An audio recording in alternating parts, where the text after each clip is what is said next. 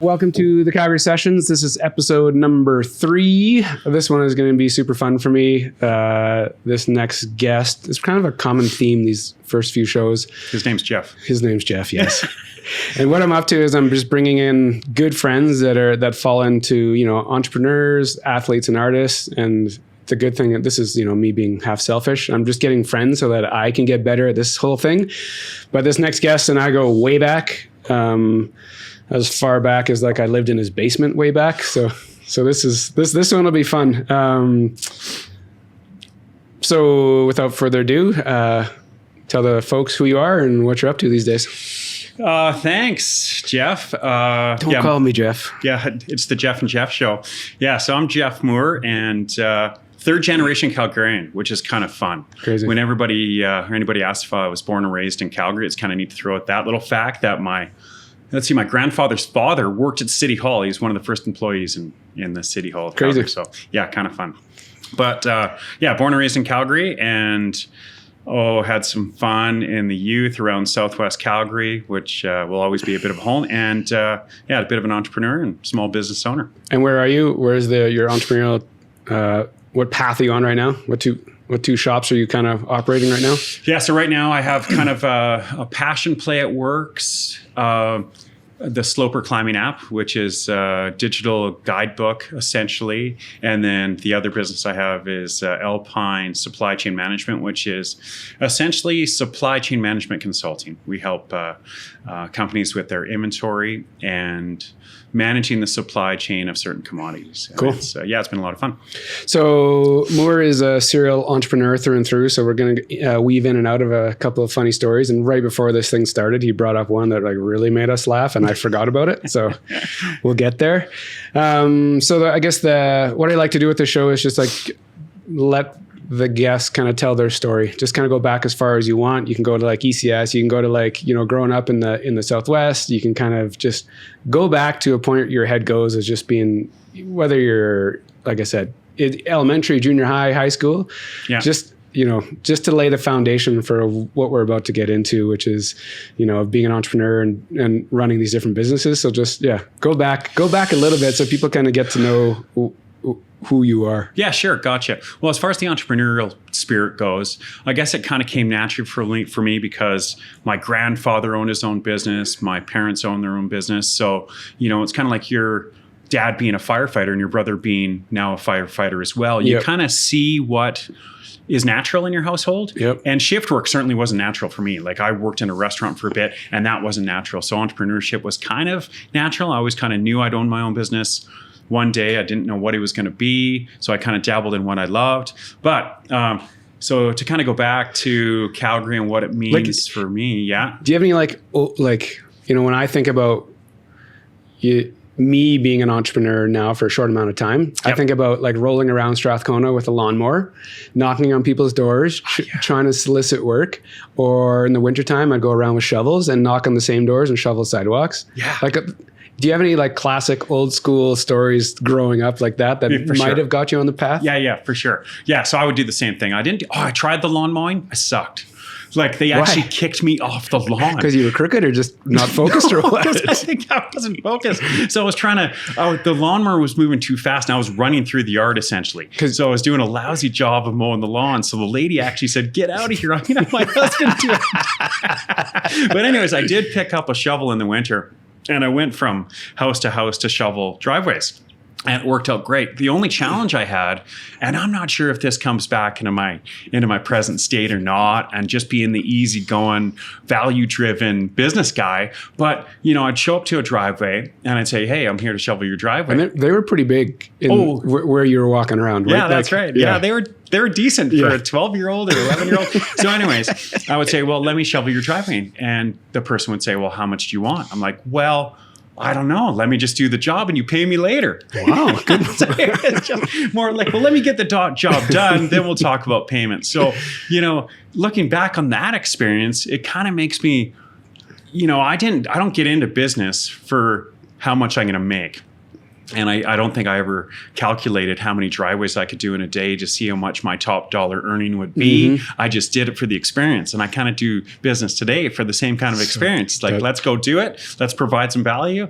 And we'll work out what it turns out to be in the end of the day. So do you remember how much you got per driveway-ish? Oh, I think it was like $5 or so. Oh, I did way better than you. I think I was charging like $12, maybe $15 to do a driveway.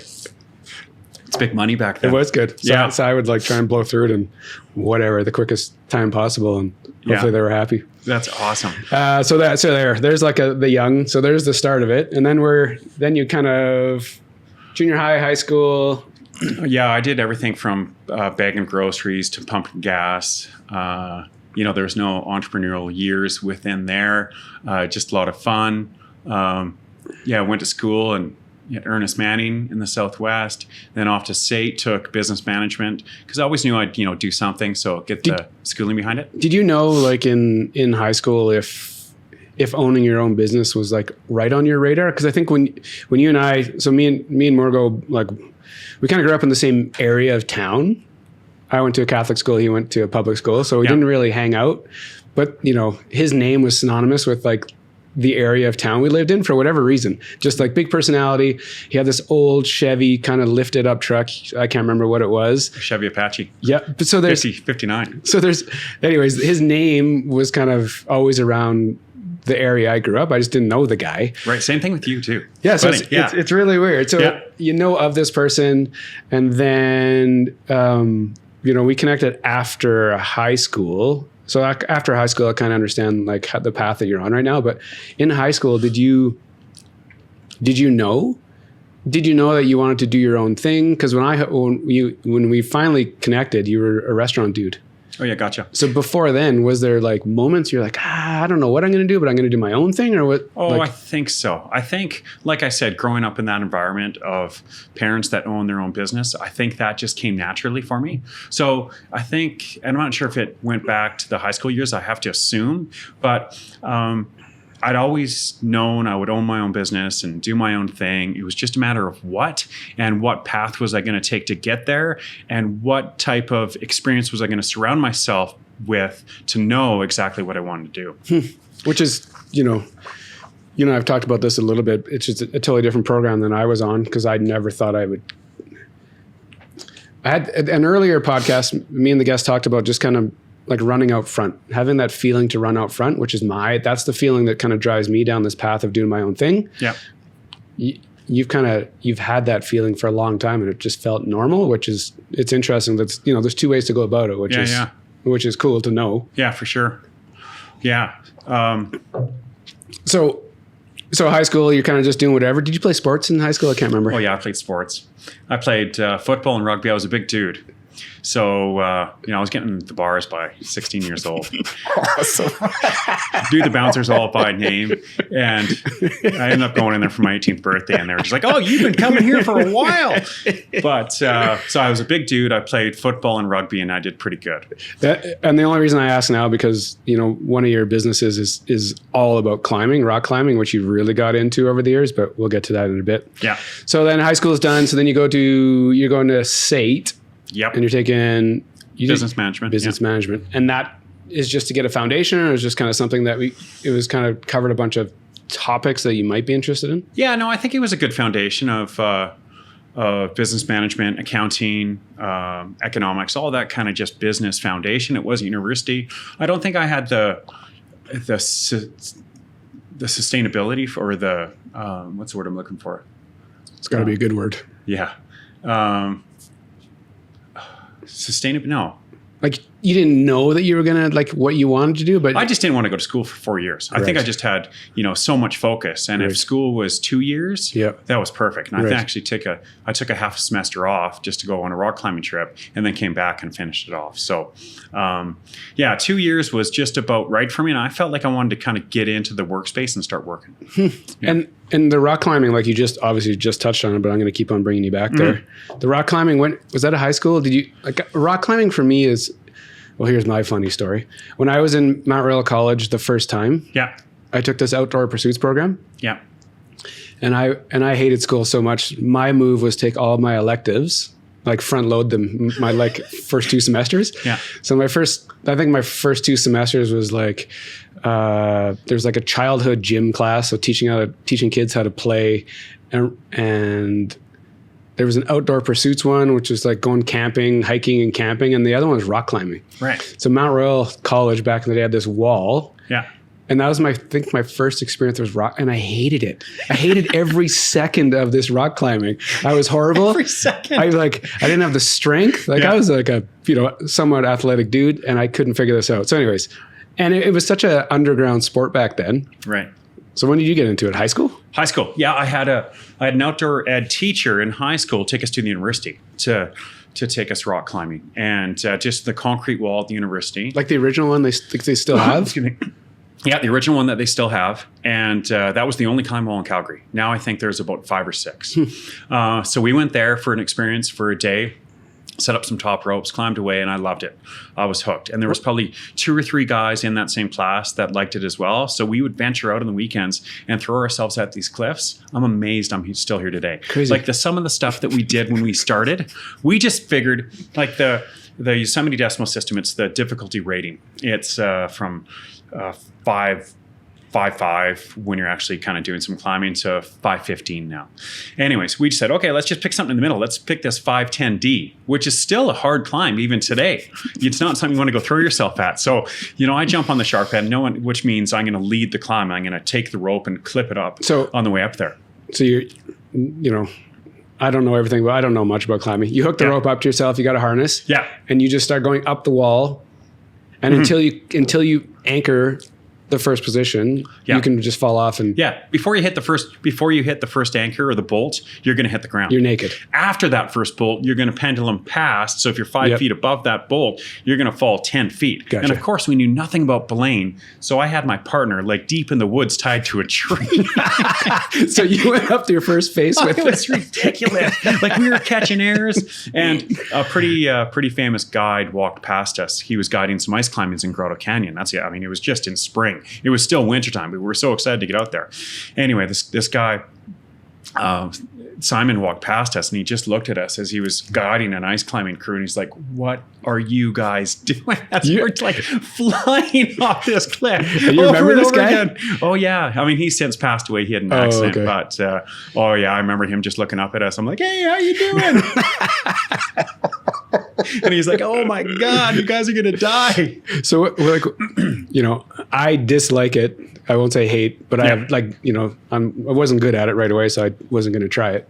What you play football, rugby? What all of a sudden really got you into climbing? What was it about climbing that just put you all in? You know what? To be honest, besides football and rugby, that I could just throw my weight around, I played basketball as well. In high school? Yeah.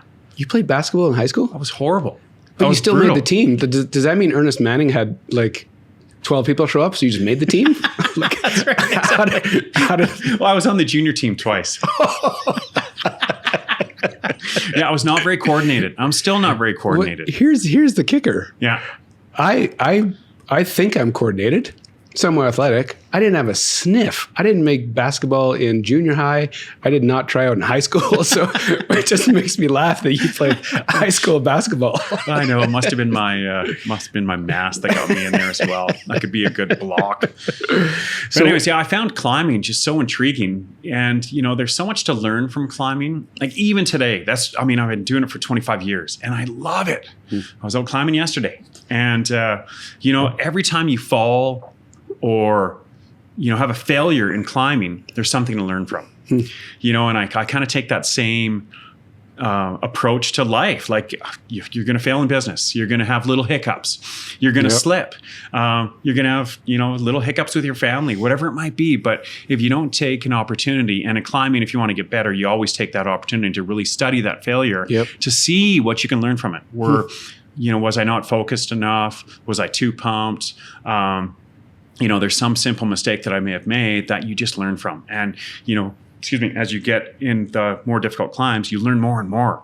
So it's crazy. So do you like the technical piece versus the power piece? Oh, yeah, I think so. I like them both, but the technical aspects of it. And even when you're doing powerful moves, there's technical pieces of that move. Yeah, like you have to be able to.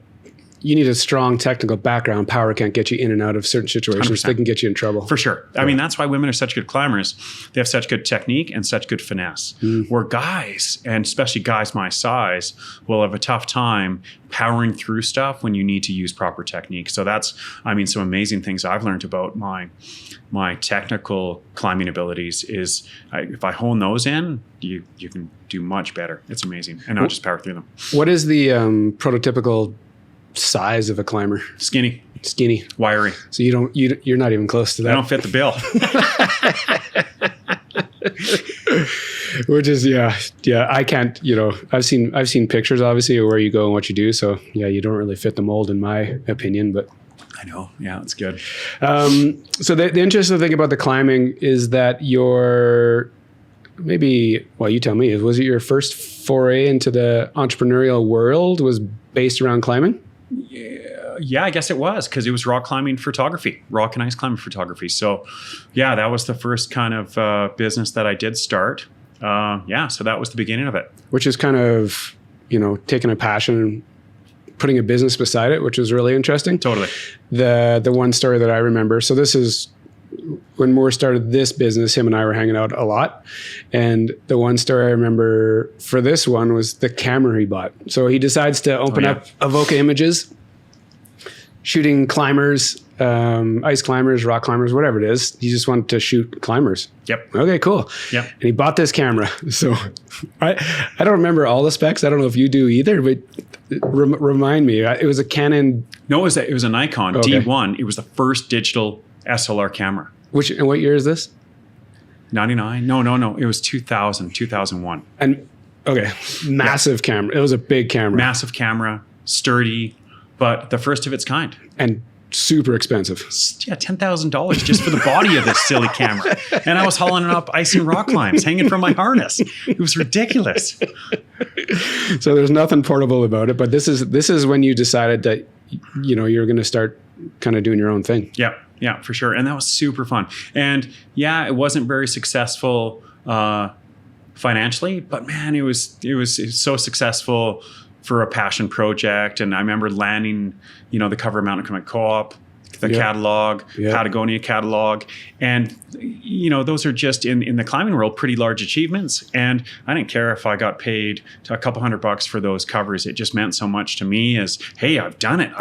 I've kind of succeeded in that career. And I think, that's important to keep that in mind in other businesses. And like I said, with the snow shoveling. Exactly. Yeah, you just don't do it for the money. You do it for the achievement and how it makes you feel. Yeah. And hopefully with a lot of those passion plays, that will turn into good financial reward down the road. So when you're Avoca Images, that you ran that for 5, 6, 7 years? I think your guess would be as good as mine. I can't remember. It was a while, but you got to travel with it. I think you got to meet some pretty cool characters. And again, the money, the financial thing wasn't top of mind for you. It was just the lifestyle, or just scratching an itch, or what do you like? Oh, I think it was the lifestyle, and to see I think you got to swing the bat sometimes and see what these passion plays turn into.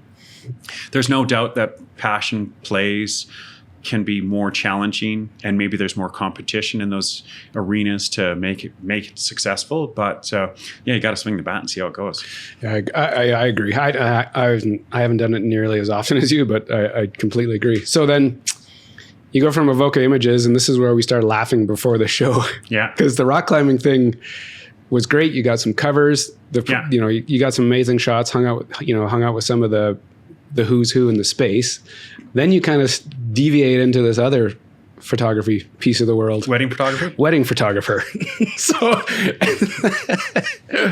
it's this crazy sport to weddings. And weddings are obviously, everyone needs a wedding photographer and they're a thing. It's like a polar opposite to what you were doing. Oh, yeah, totally. And I think it was... it means just you had to pay the bills, or you just tried it once and all of a sudden your name kept on getting thrown out there? Well, I think a little bit of both. I mean, I think you have to pay the bills. So you do it once and then everybody's looking for a wedding photographer. And at the time, I was just entry level, so I was pretty cheap. I think I was like $350 for a wedding, which... No way. Yeah, it was ridiculous.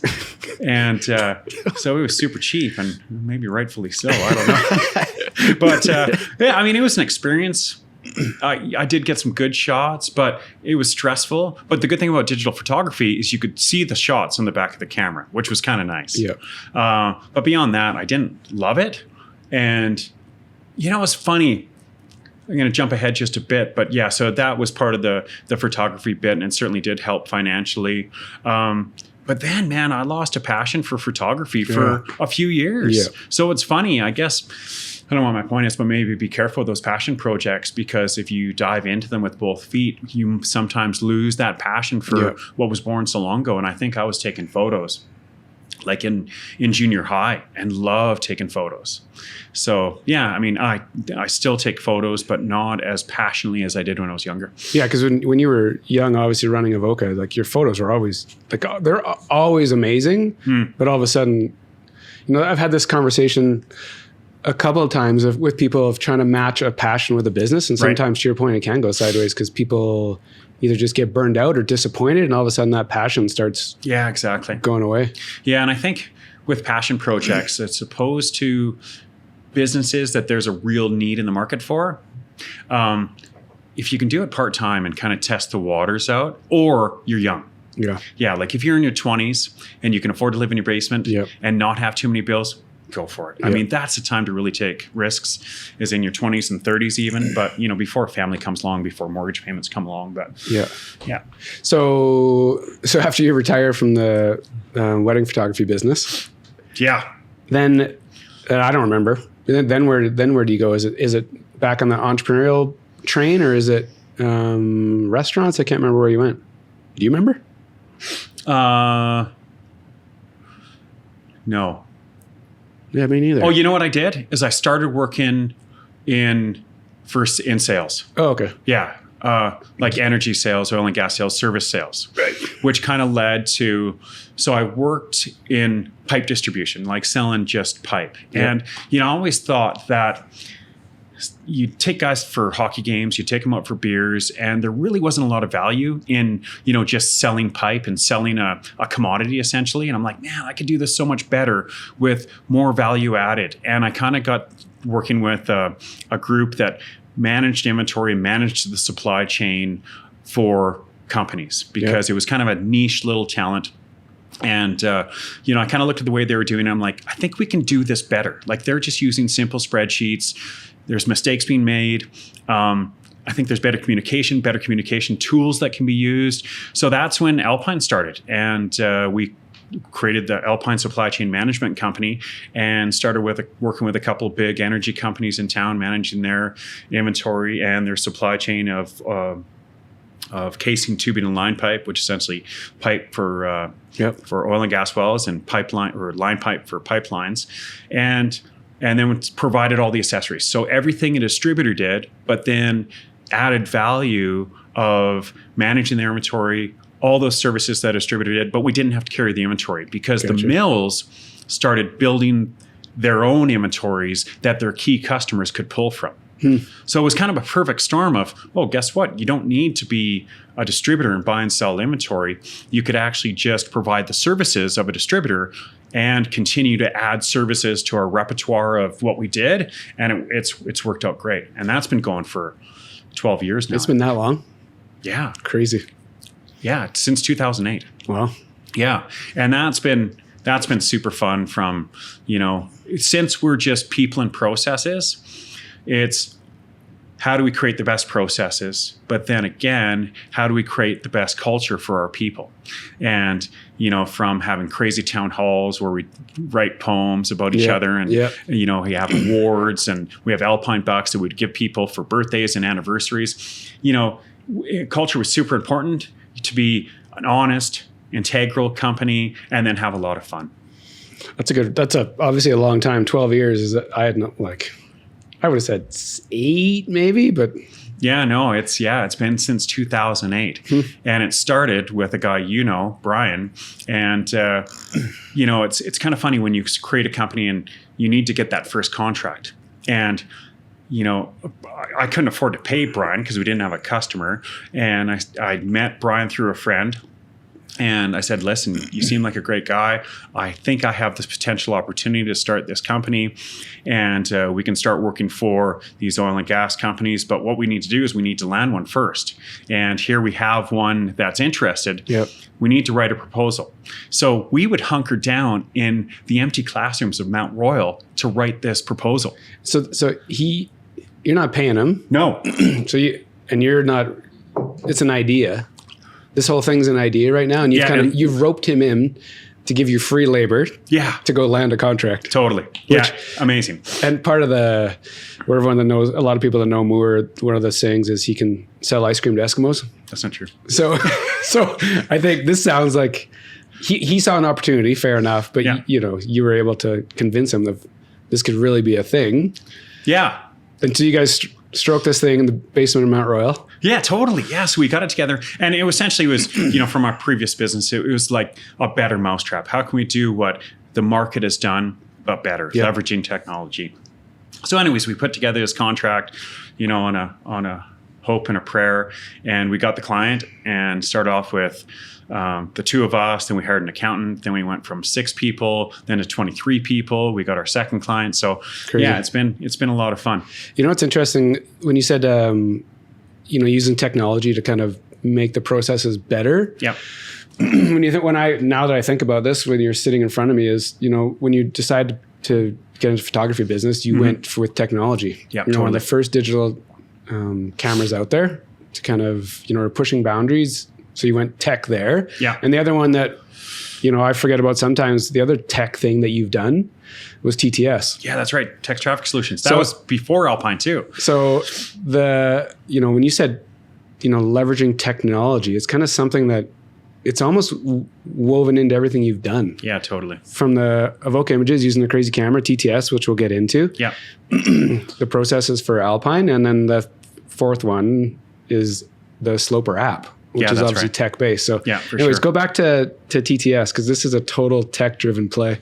Yeah, sure. So and for context, just talk about the years this was happening in, and where state of the world for as far as technology.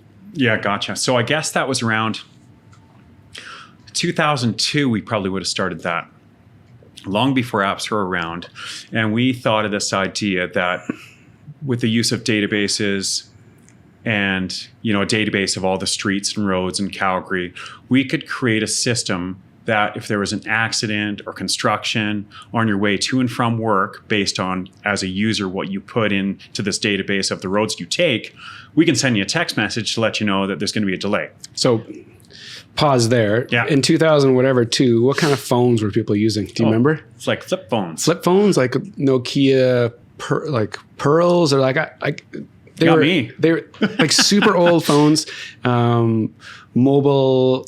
Like you couldn't watch videos on your phone. You couldn't do anything. To send a text message, you'd be holding the key down for the letter Q or whatever it would be. You'd hold it down until it QR, PQR, whatever it might be, to hit that letter. So, totally archaic, way before its time. So people would, and I kind of forget this, people would go on a website and pick the routes that they would use often. Yep. So the website you designed, and Colin coded, and Ben maintained the database behind it. Yep. They'd go online, sign up as a user, enter the roads they took to and from work, hit submit, and then they'd get a text message if anything happened on those roads. Which, this is way before any sort of traffic, Google, there was nothing. Yeah, it was an app before apps came along. Yeah. Yeah, which was part of our problem. Yeah, but great learnings from that too. But I'm like, how does your brain even go there? Like that was 2002. Yeah, I think so. I was working at Critical Mass, building websites. So websites were a big thing back then. Yeah. But to look at these phones, these shitty old phones, and figure out that text messaging was going to be a thing. Yeah. Where does that even come from? Yeah, I wish I had an answer for you. I'm not sure if, I had gotten it. Yeah. Whether somebody had sent me a message about something that was happening. Were we texting each other back then? Oh, I think we were, but pretty minimally. Like it comes up like it used to come up like a DOS screen. Totally. Like the text was just absolutely. Yeah. It was archaic, and texts weren't as elaborate as they are today. And I'm not sure where the idea came from, to be honest. It's so weird. But I remember when you were kind of working through it, so that, just to be clear, you go on this website, punch in this information. So I drive, Bow Trail or Crowchild every day. And if there's an accident, I will get a text saying there's an accident there. Here's a different way to go. Yeah. So I remember you going to like the city of Calgary and trying to sell this service as something that would create less havoc on their roads. Totally. I remember you like going into they're like, I think it was on like Manchester Road. You went to this giant room with all the TVs at all the cameras out there, and you're trying to pitch this idea. Yeah, we got it. We got a pilot project. I thought that. Yeah, the city of Calgary. Yeah, it was sweet. I mean, so there's a level of success that, I think they paid us some amount for a 3-month license, but it was a pilot project to let all citizens of Calgary use this service. So it was pretty cool.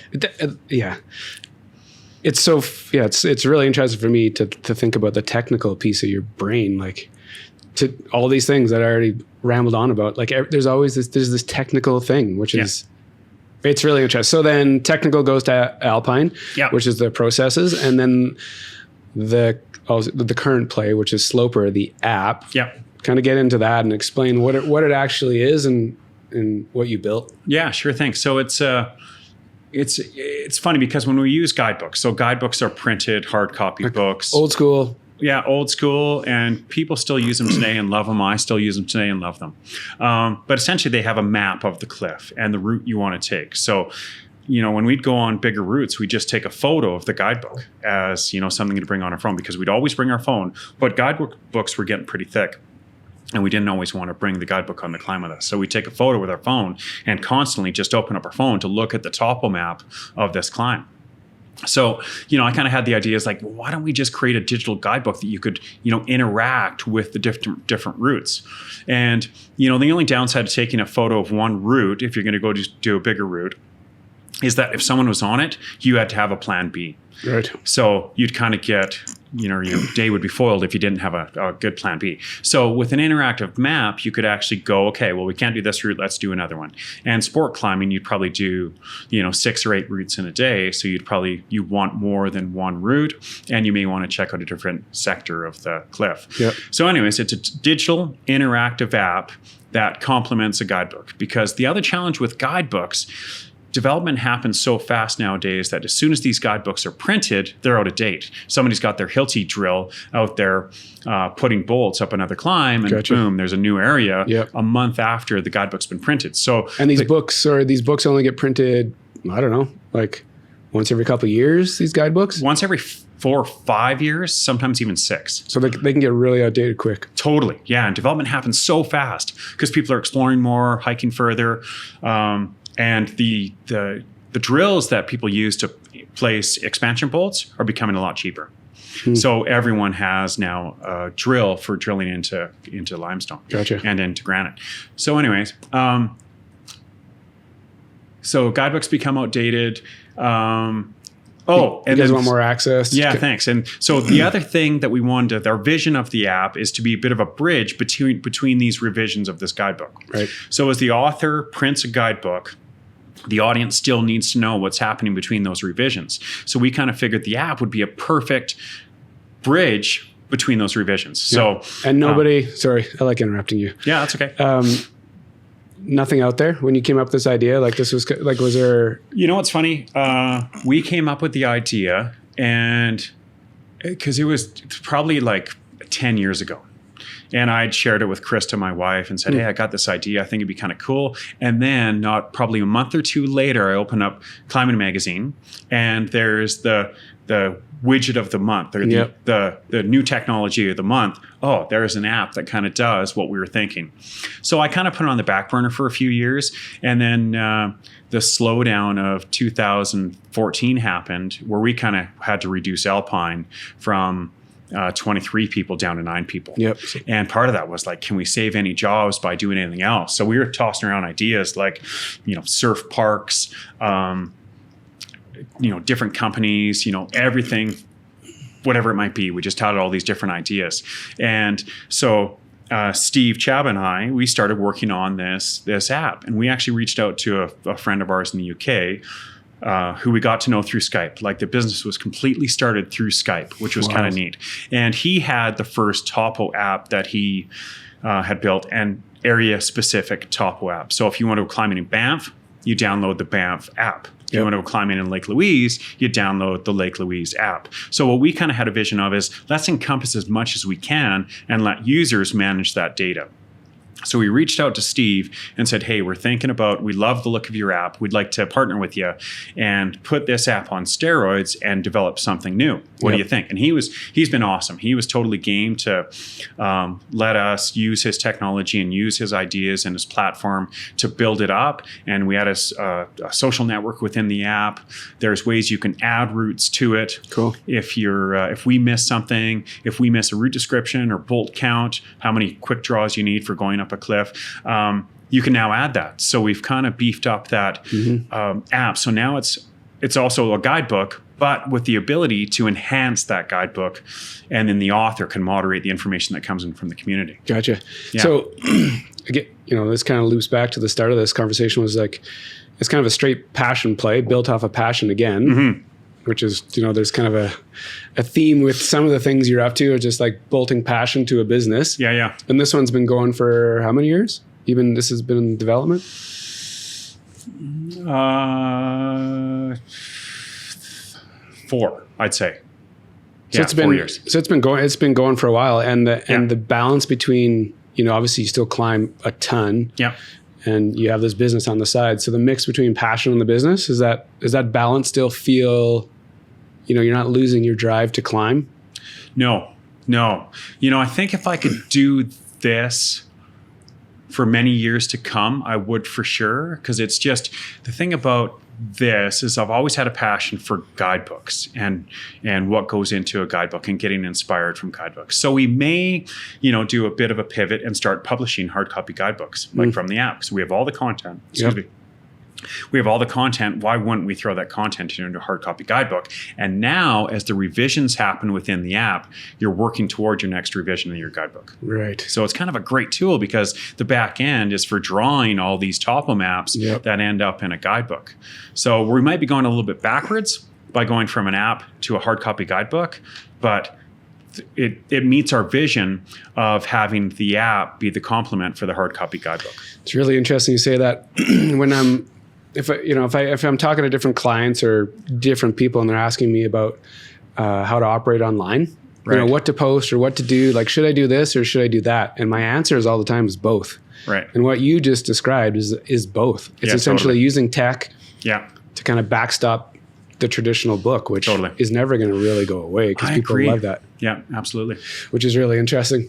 So the cool thing about the passion play building the app, what is the coolest thing so far since you've been working on this? What's the coolest part of this whole experience with the app? Yeah. Oh, I think the people you get to meet. Like, when you say that, what do you mean? Well, just, you're now in the players field when it comes to professional climbing careers. Even though I'm not a professional climber, but this is one way to hack into it. Yep. You know what I mean? So here's an awesome story for you. So Lynn Hill, if you've heard that name before, she was the first person to free climb El Cap, the nose. I have heard that yet. Yeah. So let alone she's a female, she's amazing, super nice person. Anyways, I went down to Colorado, and we are releasing a guidebook down in Clear Creek in partnership with a publisher down there. And we want to do a little promotional video. So I said, no better person to have on this promotional video to talk about how to red point. So red point is climb a climb from top to bottom without falling, and the techniques you use, the mental strategies, rehearsing the moves, like all these different techniques these experts use, and no better person than Lynn Hill. So we got Lynn Hill. We went to one of her projects, this 513 project she's working on, and guess who gets to blare? Me. Just by chance? Yeah, well, there was only the cameraman and me, so I guess I'm going to belay her. So I'm like, oh my God, like, I'm going to belay Lynn Hill. This is amazing. I hope I don't kill her. Like if this is American Hero, I got to be careful. I got to know what I'm doing. So anyways, I start belaying and I'm like, I got my belay specs on. I'm in a good stance. I'm ready to jump up because she's a small person. She's like, 5'4" maybe. Strong, but so I'm a big dude. Like if I don't give her a dynamic catch, which means if I don't lift off the ground a bit, she's going to smash into that wall. So I'm like ready. I'm like belaying her. I'm on it. And next thing I know, I'll look behind where I'm belaying and there's a knot in the rope. So she's about to get a knot? No. So it's going through my belay device and a knot is coming up to my belay device, which means I'm going to have to stop climbing or sorry, you're going to fall because I can't get the rope up fast enough. Right. So I'm like scrambling. I'm like, I'm on video. She's climbing. I'm probably in the background. I have to look closely at this video, but I'm sure scrambling at the base of this cliff to try and work this knot down the end of the rope. It was hilarious. Anyway, she climbed it. She sent it. Like my knot, I got it out of the system. I was like, amateur. Yeah, but like a hero. And, without having the app and, being in that kind of realm, I probably wouldn't have never met her. And then, meeting some other incredible authors and getting to know these authors both in Canada and the US has been is a dream. It's amazing. Yeah, because you're a dude in Calgary that loves climbing. So all of a sudden be rubbing shoulders with the who's who in the space. Totally. And I'm sure when you can answer this. I won't put words in your mouth, but when you're building the app, you're just doing it because you love it. You see an opportunity. You see tech that you can kind of leverage to make something better. Yeah. Do you think about, man, I could potentially, meet these people, or could I potentially, work with these people? Like, did you let your head go there? It's funny, yes and no. And I think you got to be careful you don't get caught up in that because these are just ordinary, great people. Yeah. And if you get caught up in, trying to keep up with that crew and try and do a promotional video for every different area. Yep. To meet these people, you obviously can go broke. I think it's just fun to have the opportunity to talk with people and have something in common. And has any of these, I don't know who the players are, but do any of them come through your part of town, like Canmore? And do they know your name because of the app? And do you get the opportunity to climb with them in your neighborhood in the Rockies?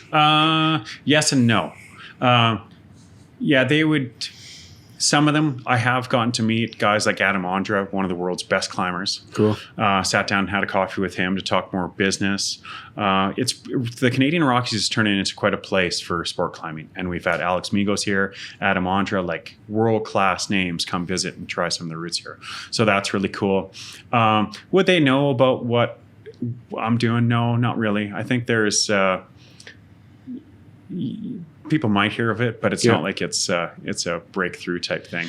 Did you ever, when you're building it out and think about marketing the app, did you ever picture for some reason, if I was you and I'm building this app, I would have been like, man, I want the climber to wear my toque or wear my hat with my logo on it or wear my t-shirt. Like, did your head ever go there when you're thinking about, okay, this thing has to grow somehow? Yeah. Do you think about like a little, it's an influencer essentially. Does your head ever go there, or you just kind of head down, do your thing, kind of guerrilla warfare to market this thing, or where's your head? No, I did work with Sunnytrotter, who's a local kind of hero. And he became kind of an ambassador for us and wore the t-shirt and talked about the app and used the app and offered his ideas.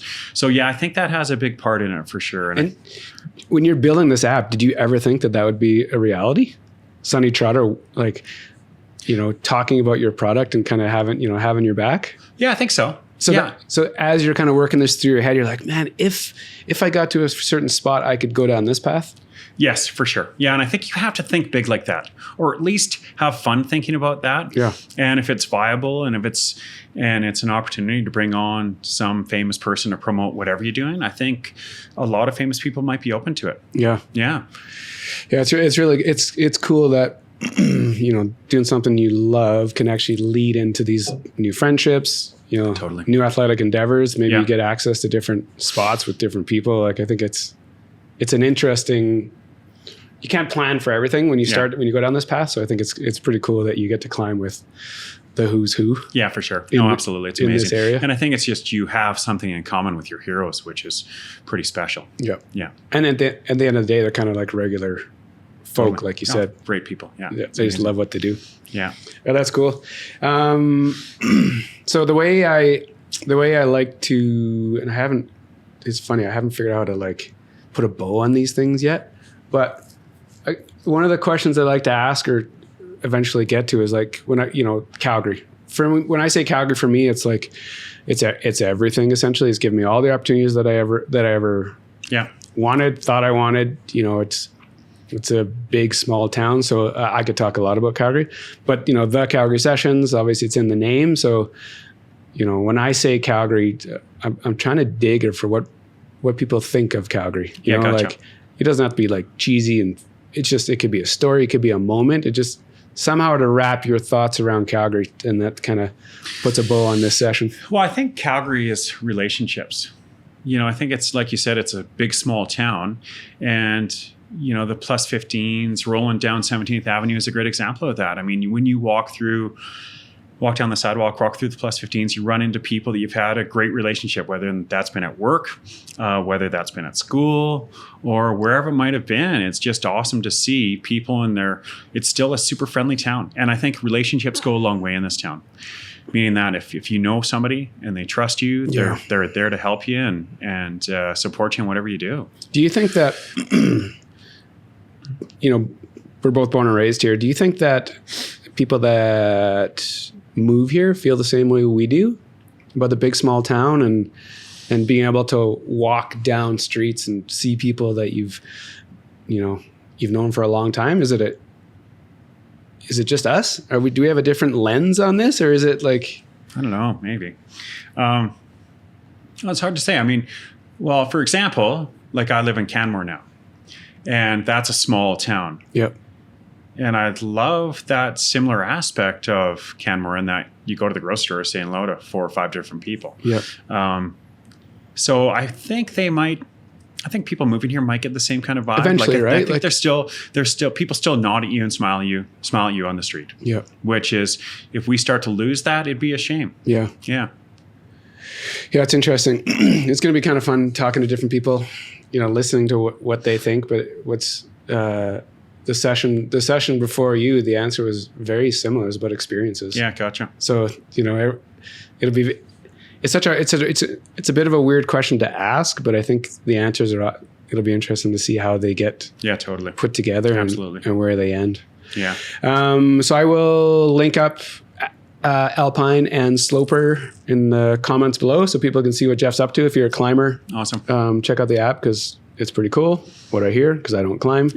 You hate it. Exactly. I'm afraid, I think, is what it is. But yeah, I just want to thank Moore for showing up. Thanks for having me. Yeah, it's great to just have these first few episodes with good friends because it just makes life a lot easier for me to sit here and talk. Super fun. Thanks again. Okay, thanks, buddy.